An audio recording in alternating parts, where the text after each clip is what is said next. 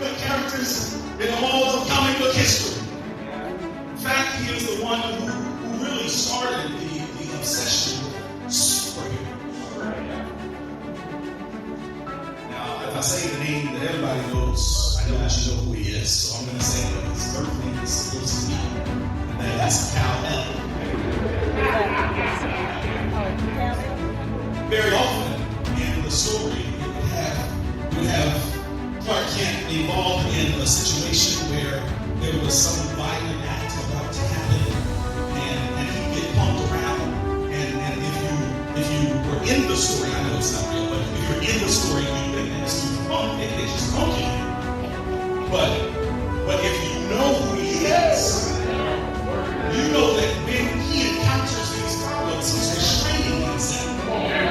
Because if he let loose, there's literally no one on the planet that can stop him. So he would restrain himself and allow himself to look like they can defeat him and so forth. But then when there's so much trouble for someone else, all of a sudden my man would the old comics, and some of y'all don't know what this is, so old, but he would go into a phone booth. I remember that song, like now we gotta go to a museum.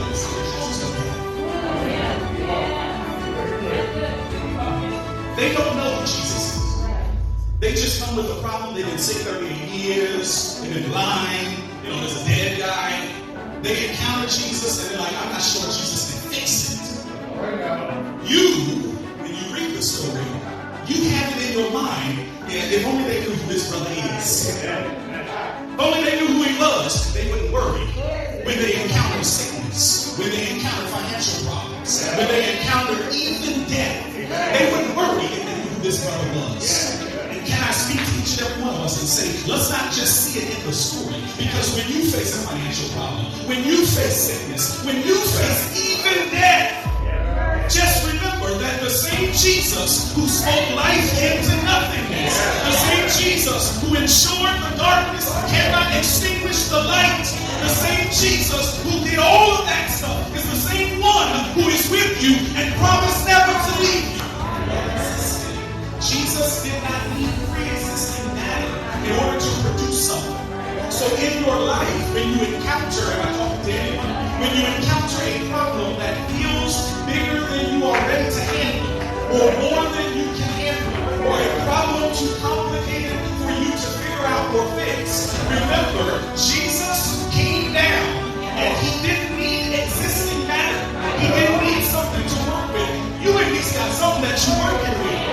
You ain't got the two nickels to rub together, but you got two nickels. But Jesus took nothing and spoke some words. And with the power of the word, he produced something out of nothing. So whatever you face in your life, just know the Jesus who made everything out of nothing can speak life into your experience.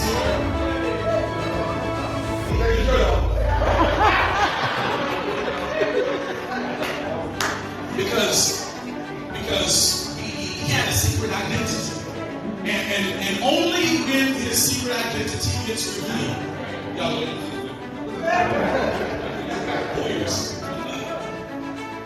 the reality is that he always had the power.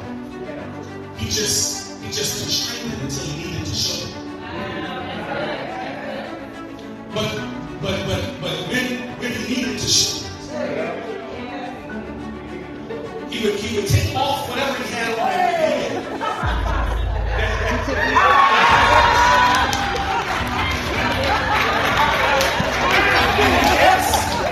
Yes was a reminder that while he is a man, he's more than a man.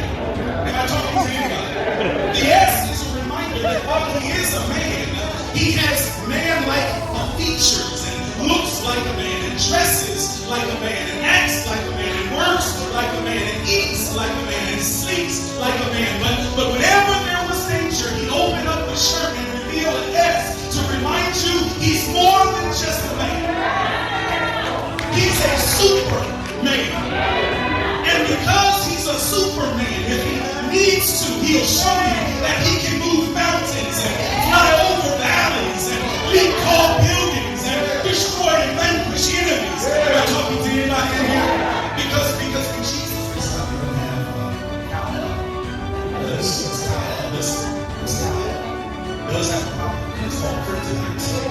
Son of Lamb, God's an outside corner. He has no weaknesses. He has no kryptonite problem. Jesus, the Bible says, has all power in his hands. And whatever you face, Jesus can fix it. Do I have a witness in this place? Do I have a witness in this place?